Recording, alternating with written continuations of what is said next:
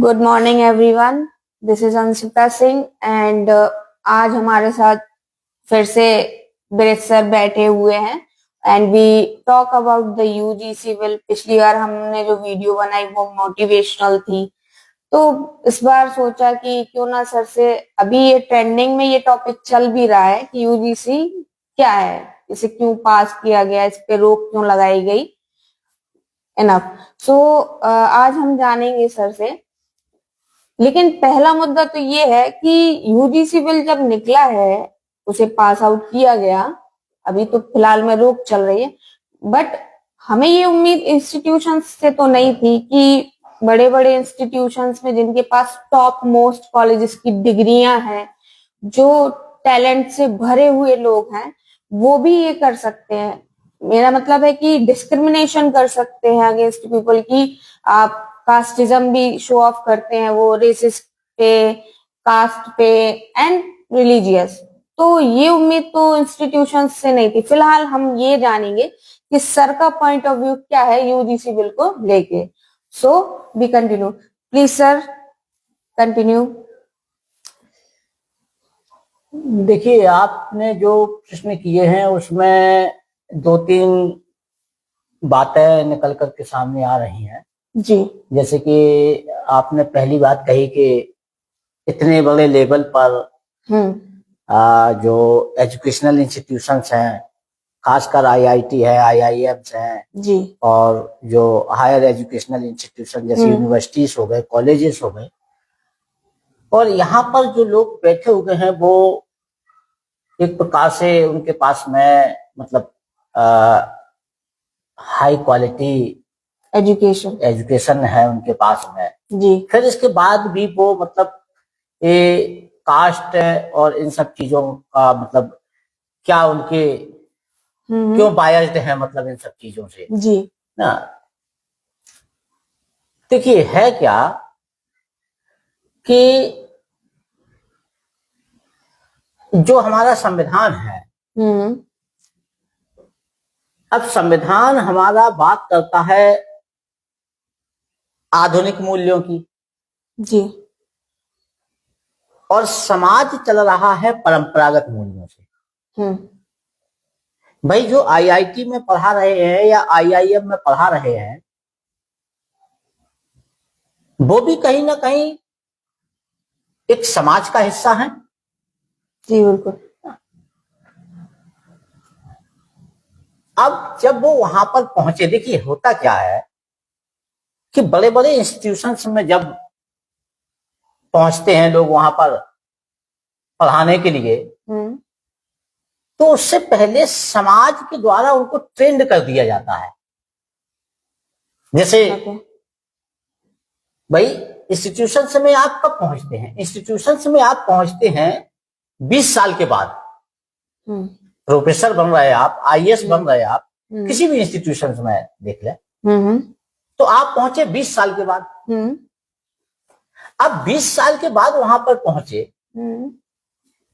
मतलब 20 साल के बाद कहने का मतलब यह है कि 25 साल यंग एज में, 30 साल में कोई प्रोफेसर बन रहा है, 35 में बन रहा है, कोई आईएएस 21 साल में ही बन जा रहा है, कोई 30 साल में बन रहा है जी। तो आप वहां पर पहुंचे 20 साल के बाद। और 20 साल जो आपके बचपन से लेकर के 20 साल के बीच का जो दौर है, इस दौर में आपकी परवरिश हुई है आपके घर में, परिवार में और समाज में, और समाज ने आपको ट्रेंड कर दिया है परंपरागत मूल्यों से। जैसे जाति क्या है? जाति एक परंपरागत मूल्य तो है। जी बिल्कुल। अब जाति और वर्चस्व से समाज ने पहले आपको ट्रेंड कर दिया। 20 साल तक यहाँ ट्रेनिंग हुई एक प्रकार से, घर में, समाज में, परिवार में।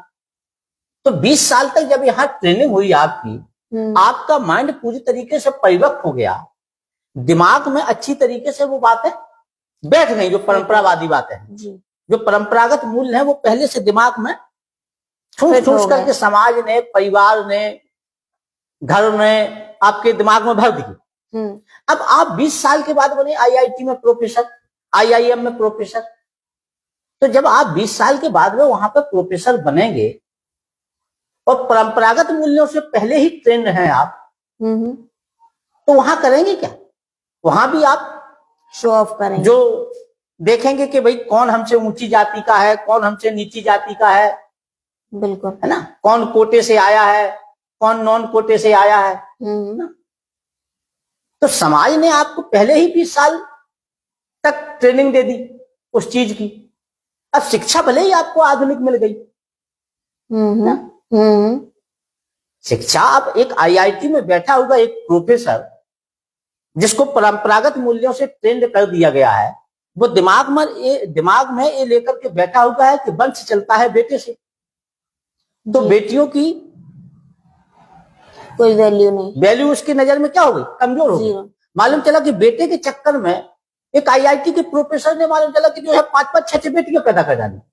एक अनपढ़ गंवार व्यक्ति, गांव में रहने वाला कोई व्यक्ति 6-7 बेटियां पैदा कर ले, चलो एक अलग बात है, लेकिन एक आईआईटी में बैठा हुआ प्रोफेसर, एक आईआईएम में बैठा हुआ प्रोफेसर, उसके भी मालूम चला कि 6-7 बेटी है, बेटे के चक्कर में उसने, क्योंकि उसको पहले ही परंपरागत मूल्य से ट्रेंड कर दिया, उसके दिमाग में पहले ही ये बात बैठी हुई कि भाई वंश तो बेटे से चलता है। तो देखिए, टकराव जो आपका जो पहला सवाल है कि आधुनिक मूल्य और समाज में जो टकराव हो रहा है, संविधान खड़ा है आधुनिक मूल्यों पर, संविधान करता है समानता की बात, और आपको ट्रेंड कर दिया गया है परंपरागत विचारों से, आपको ट्रेंड कर दिया है जातिगत विचारों से, वर्चस्ववादी विचारों से, वंश से, धर्म से ना। कोई पैदा थोड़ी ना क्या नाम ब्राह्मण होता है कि कोई दलित होता है कि कोई सबल होता है कि कोई अगला होता है कि कोई पिछड़ा होता है, वो तो यहाँ पर उसकी ट्रेनिंग होती है ना, पैदा होने के बाद ट्रेनिंग शुरू हो जाती है। एक आईएएस बनने के बाद आपकी ट्रेनिंग 20 साल तक हुई परंपरागत मूल्यों से, और फिर आप कलेक्टर बने, फिर आप प्रोफेसर बने। तो आप वहां पर जब पहुंचते हैं इंस्टीट्यूशंस में, तो पहले ही समाज ने आपको परंपरावादी विचारों से ट्रेंड कर दिया है, तो वही शो अप करेंगे आप। बिल्कुल। तो टकराव कहाँ हो रहा है? टकराव तो यही हो रहा है ना, आधुनिक मूल्यों में और परंपरावादी। और जब भी कोई नया विचार आता है, मैं आपको बताऊं कि सती प्रथा जैसी एक भयानक त्रासदी कह लो इसको या कुछ भी कह लो, जब महिलाओं को सती के नाम पर जिंदा जला दिया जाता था, तो कुछ लोग तो ऐसे लोग थे जो महिलाओं को जिंदा जलाने का समर्थन करते थे, सती के सपोर्ट में खड़े हो गए आकर के। जब राजा राममोहन राय ने सती प्रथा के खिलाफ में आंदोलन चलाया, तो वो सती के समर्थन में खड़े हो गए जी। और आज भी जैसे कि जो लोग यूजीसी का विरोध कर रहे हैं, वो लोग भी कहीं ना कहीं वही परंपरागत मूल्यों से ट्रेंड। भाई कोई नया जब मूल्य स्थापित होता है तो स्वाभाविक सी बात है कि पुरानी कड़ियां टूटेंगी जी। अब जाति क्या है? जाति एक परंपरागत मूल्य है, और जाति पर जब चोट होगी, जाति पर जब चोट होगी और वो जातिवाद की जो कड़ियां टूटेंगी, तो जो लोग परंपरावादी विचारों से ट्रेंड हैं वो तो कहीं ना कहीं आहत होंगे ना, उनको पीड़ा होगी कहीं ना कहीं। तो इस वजह से हो क्या रहा है कि नए मूल्य जब स्थापित होते हैं तो वो पुराने मूल्यों को तोड़कर के स्थापित किए जाते हैं। अब जो पूरी तरीके से ट्रेंड है पुराने मूल्यों से, परंपरागत मूल्यों से, तो वो तो आहत होंगे, उनको पीड़ा होगी कि नहीं होगी? जी बिल्कुल। जब जैसे मैंने कहा कि समानता क्या है? समानता एक आधुनिक मूल्य है और जाति एक परंपरागत मूल्य है।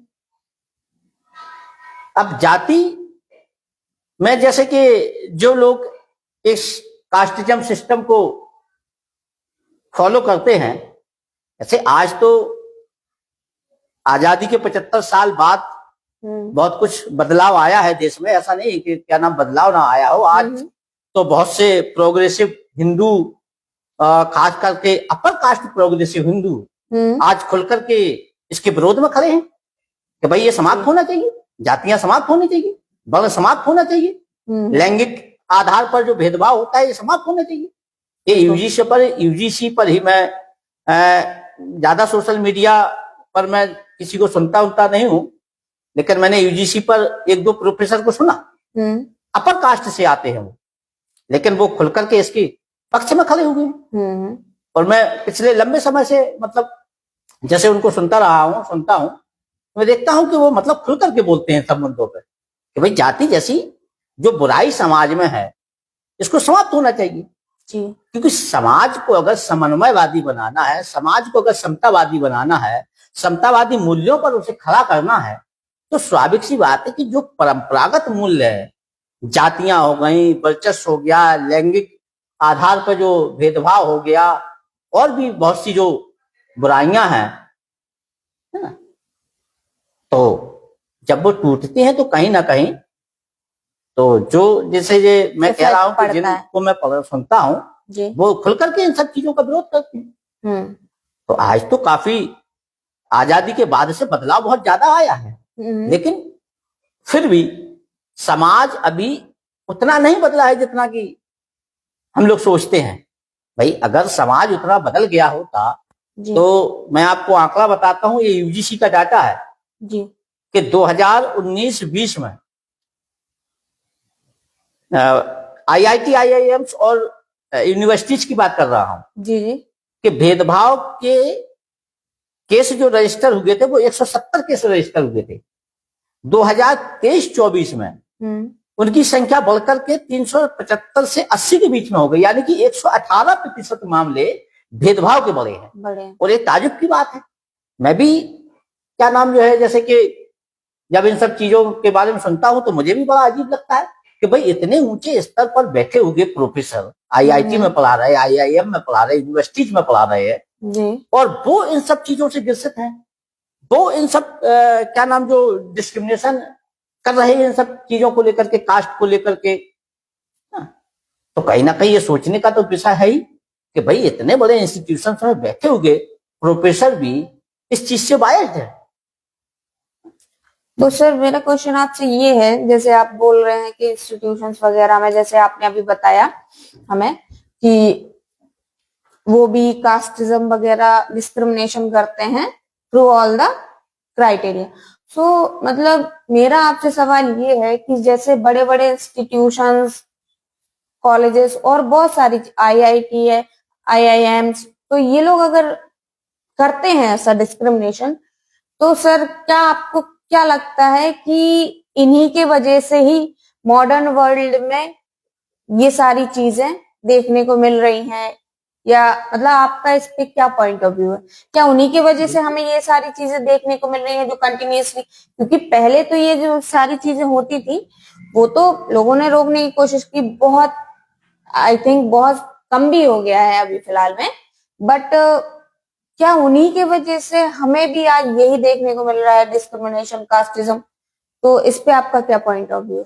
नहीं देखिए, ऐसा नहीं है कि मतलब ये सब जो सारे लोग उस तरीके से बायस्ड हो, लेकिन ज्यादातर संख्या उनकी है बायस्ड होने वालों। भाई ऐसा नहीं है कि जितने सारे प्रोफेसर पढ़ा रहे हैं हम उन सारे प्रोफेसर को ब्लेम करें कि मतलब सारे ही लोग ऐसे होंगे, नहीं जी ना।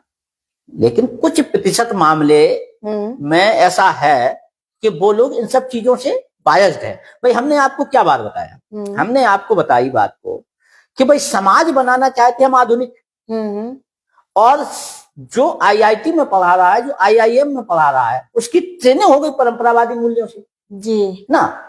अब ट्रेनिंग जब परंपरागत मूल्यों से हो गई है तो स्वाभाविक सी बात है कि वो कड़ियां टूटने में थोड़ा सा समय लगेगा ना।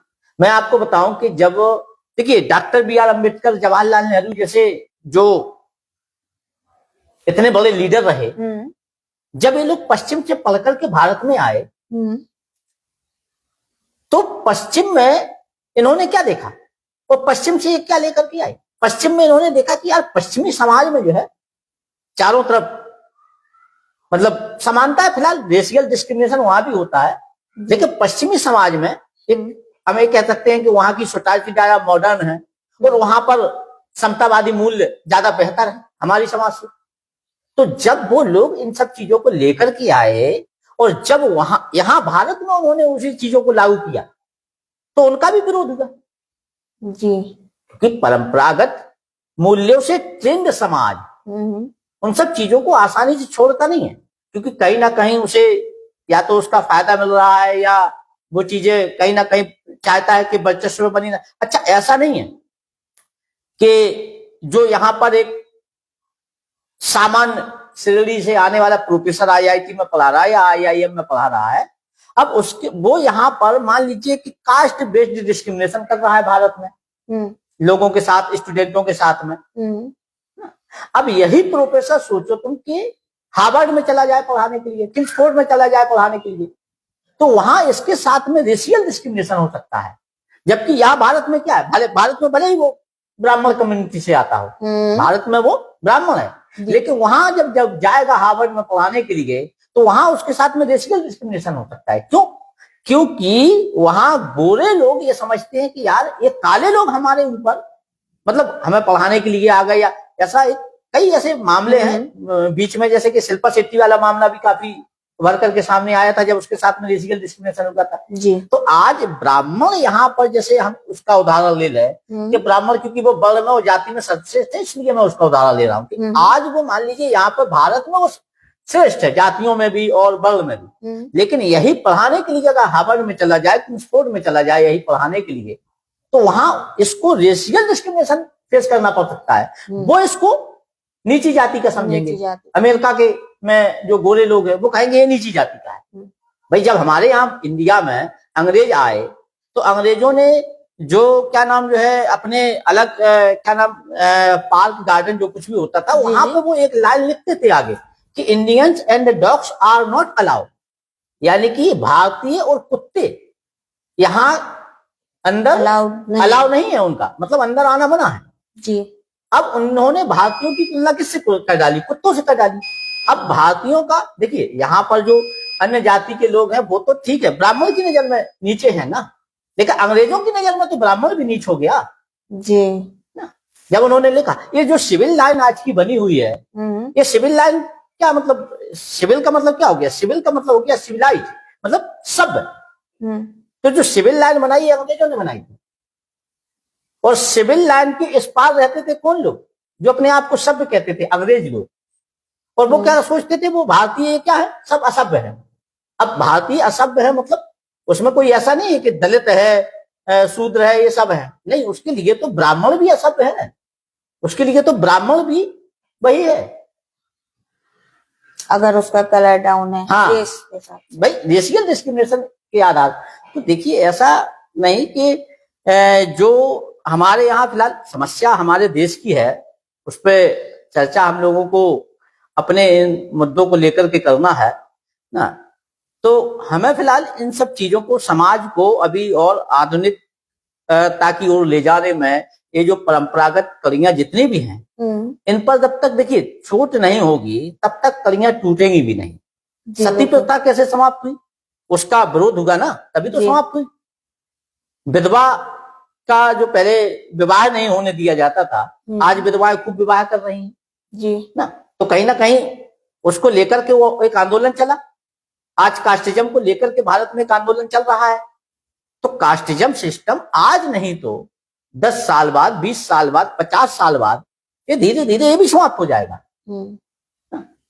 कोई ऐसा नहीं कि ये जब तक किसी परंपरागत चीज पर चोट नहीं होती है तब तक उसकी कड़ियां नहीं टूटती हैं, और जैसे ही उस पर चोट होना शुरू होगी लोग उस पर चोट करने लगेंगे, वो धीरे धीरे करके टूटना शुरू हो जाएगी।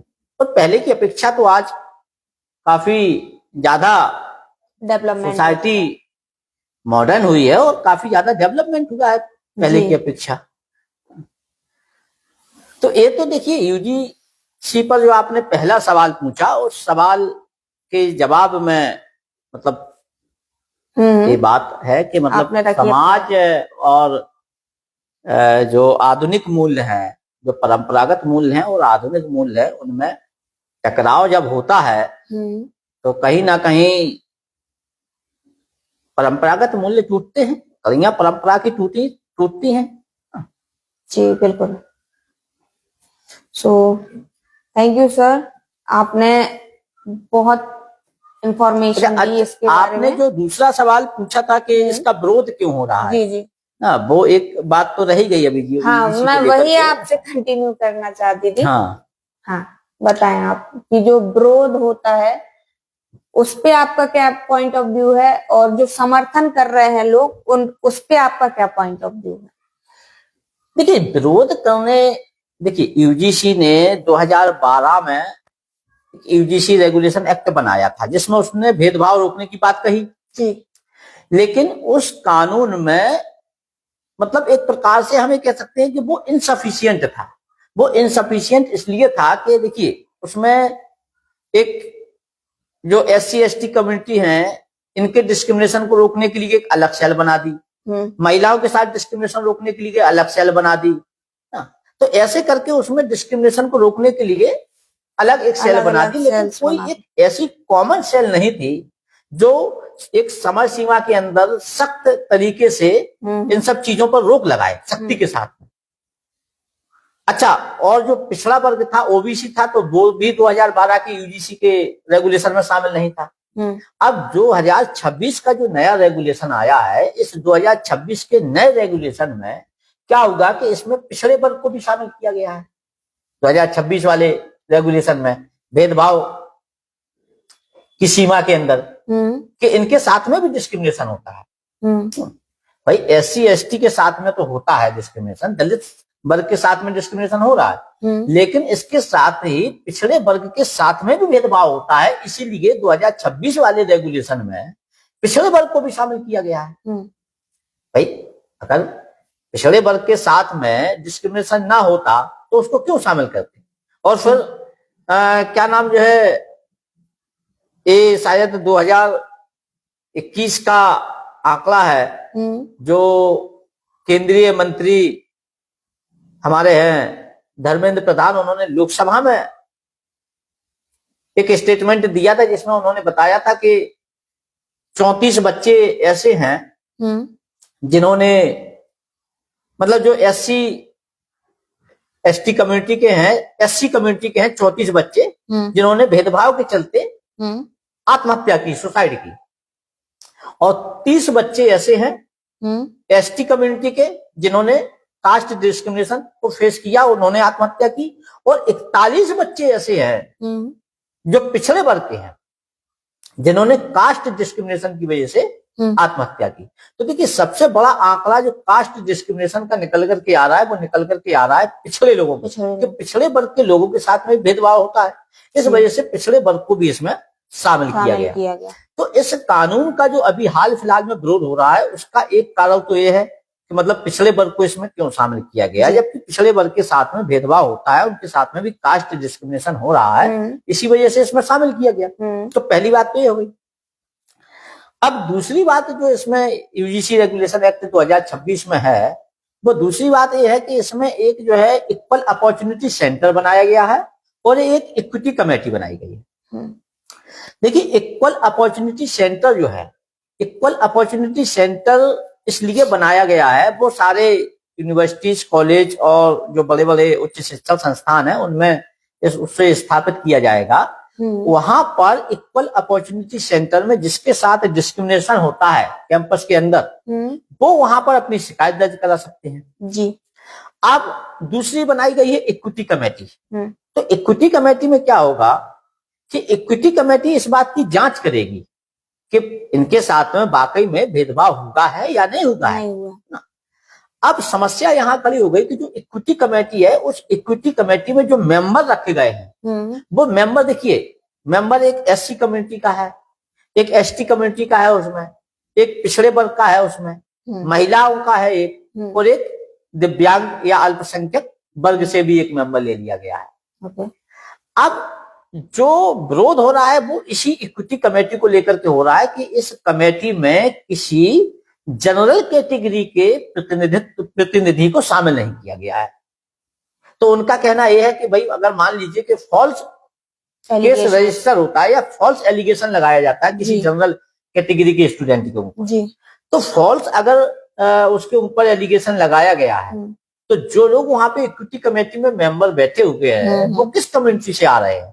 वो आ रहे हैं SC से आ रहा है, ST से आ रहा है, महिला वर्ग से आ रहा है, OBC से आ रहा है, और क्या नाम जो है आपका माइनॉरिटी से आ रहा है, लेकिन जनरल कैटेगरी से इसमें नहीं है एक भी प्रतिनिधि शामिल। इस वजह से इसका मतलब ये विरोध का पॉइंट है उनका कि अगर फॉल्स केस रजिस्टर होता है तो उनका तो प्रतिनिधि है नहीं कोई वहां पर, तो भाई कमेटी बायस्ड भी तो हो सकती है, बिल्कुल ना। तो अच्छा, उस कमेटी में एक वाइस चांसलर या कुलपति जो भी मतलब यूनिवर्सिटी का प्रिंसिपल, वो उसको भी शामिल किया गया है जी। तो इस वजह से इसका विरोध हो रहा है। हाल फिलहाल में तो इस पर अभी सुप्रीम कोर्ट ने रोक लगा दिया, स्टे लगा दिया है। 19 मार्च को इसको लेकर के अगली सुनवाई होगी, इसको लेकर के 19 मार्च को। थैंक यू सर, आपने बहुत सारी इंफॉर्मेशन दी हमें। और आप लोग भी प्लीज गाइस बताइएगा सर को कि हम लोगों को बताइएगा कि आपको वीडियोस कैसी लगती है हमारी, आपको कौन सी वीडियोस पसंद आती है। So please do subscribe, like, share please for sir and for me. तो इसके बाद हम नेक्स्ट टॉपिक लेके आएंगे, बहुत ही इंटरेस्टिंग टॉपिक होगी। आई में कि आपको पसंद भी बहुत आएगी। सो ढेर सारा प्यार दीजिएगा सर की वीडियोस को। और सर थैंक यू, आपने बहुत अच्छा किया और बहुत सारी चीजें हमें सीखने को भी मिली इस वीडियो से। तो thank you everyone. Okay sir, आप कुछ कहना चाहेंगे गाइस से? Okay, thank you sir.